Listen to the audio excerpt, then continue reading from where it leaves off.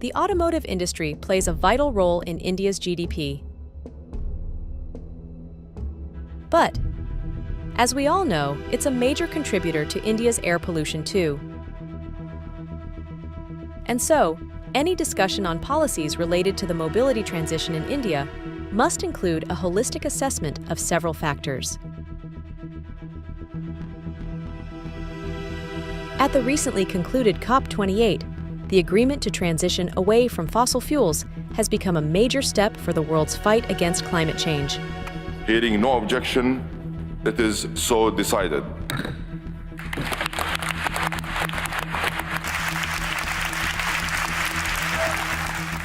India has been a significant contributor and voice, thanks to Prime Minister Modi leading the conversation as the president of G20. We plan to achieve 50% non-fossil installed capacity by 2030.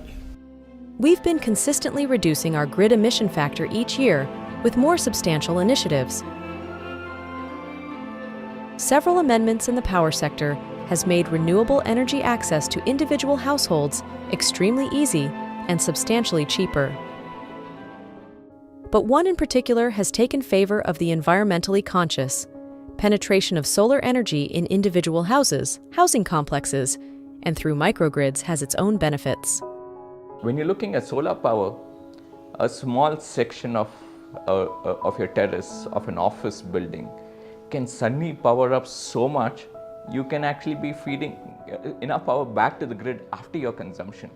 The electricity bill used to be very high, and especially in summer it used to be 40,000, 45,000 rupees, which was quite expensive. When I heard about the policy, when I saw that people are getting benefit of that, we installed that and it has really helped. The cost has reduced, and whatever I've invested, I think by the end of this year, we will be able to get that back. In fact, it has made EVs an even more climate-friendly solution by further reducing their lifetime emissions. So if it's about 11 or 12 rupees per kilometer with a petrol car, my running cost comes down to less than a rupee with the electric car. Now when I go ahead and even make that power source coming from solar power that feeds my car, I've zeroed out that entire cost. So basically I'm anyway saving just on running costs something like 12 to 15,000 rupees every month. While urban areas worldwide associate automobiles with deteriorating air quality, the issue persists despite strict norms. India imported 185 million tons of petroleum at a cost of 55 per liter in 2021, the bulk of which was used in the transportation sector. Hybrid vehicles, relying on combustion engines, continue to pose challenges. Although plug-in hybrids offer the possibility of electric-only mode, the shift to true EVs appears to be the ultimate solution for cleaner air in cities. Only when cities mandate a complete phase out of combustion and combustion products will this problem be addressed. True EVs are the true future of safer cities, with cleaner air for healthier citizens. The energy demand in our country is rising, and around 98% of this demand in the transportation sector is met by fossil fuels. A developing nation like ours that needs industrialization, that needs so much power, the natural transition then to go ahead and feed this power for the industry comes from, unfortunately, a lot of thermal power plants. I have a business in petroleum as well, and we know the scarcity of fuel is heightening. And how much would we exploit our natural resources? We'll have to finally find out a way where things are not dependent on something which is generated by the earth. And this is where we can try and ensure that some amount of this transition can happen to more renewable forms.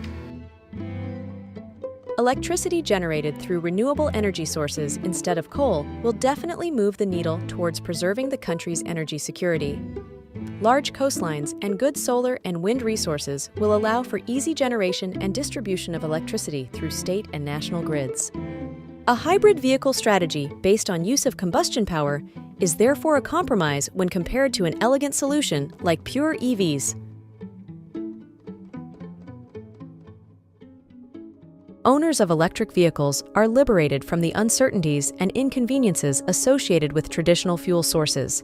It automatically becomes a financial and psychological benefit. EV ownership offers further advantages too, advantages which provide relief in terms of money, time, and effort. The country needs constant sources of power. Your decisions now have to be about whether you want a coal-powered source of power, or do you want to transition to something that's greener? I think government should give better policies for EVs, charging stations, because then the charging stations would be an issue. Once the charging is available more, then the usage of that will enhance the use of EV and decrease the use of the fossil fuel. The emergence of electric vehicles, EVs, is transforming the energy sector, giving rise to a new class of entrepreneurs, the energy entrepreneurs. This burgeoning revolution, fueled by the energy freedom offered by EVs, is reshaping the traditional energy landscape in several innovative ways. Dedicated fast-charging infrastructures are not just catering to the growing demand for efficient charging solutions, but also becoming a lucrative business opportunity.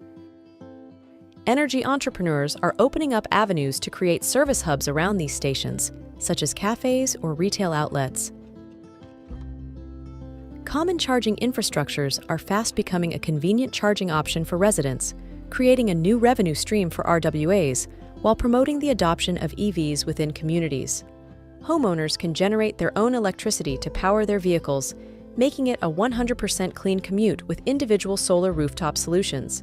If you see in our society, there are 72 bungalows. Out of that, I think 45 must have installed solar. It is much cheaper, much economical, less pollution, good health.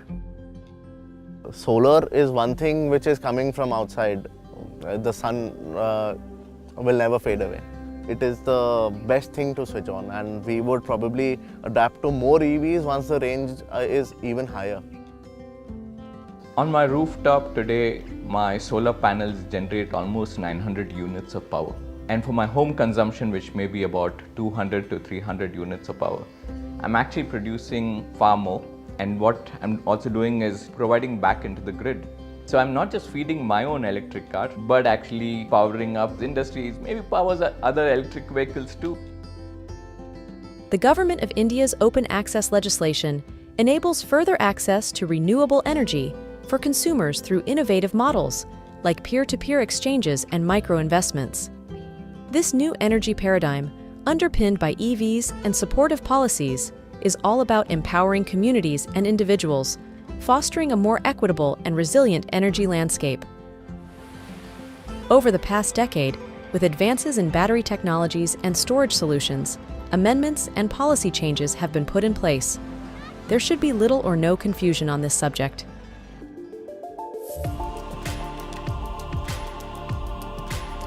Pure electric propulsion technology has become the most efficient solution to our long-term mobility transition.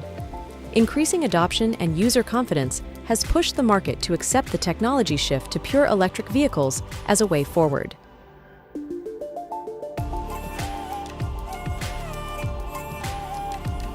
In conclusion, the evolving energy paradigm, supported by EVs and progressive policies, aims to empower communities and individuals, fostering a more equitable and resilient energy landscape.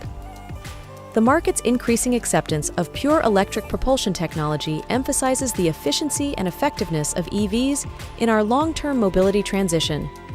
Staying committed to tried and tested EV technology is crucial for overcoming challenges and moving towards a better, cleaner, and safer future.